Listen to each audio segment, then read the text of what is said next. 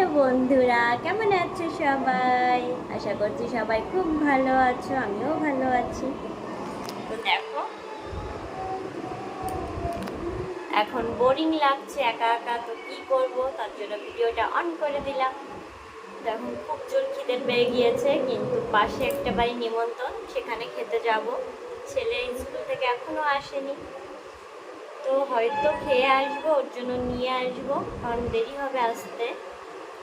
তো বর দিকে স্নান করতে গিয়েছে, আজকে বর বাড়িতে আছে।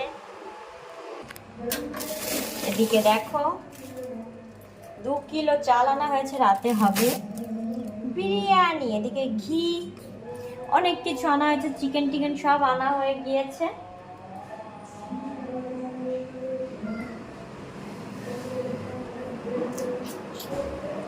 বিরিয়ানিটা খাওয়ার জন্য অপেক্ষা করছি, কখন খাবো।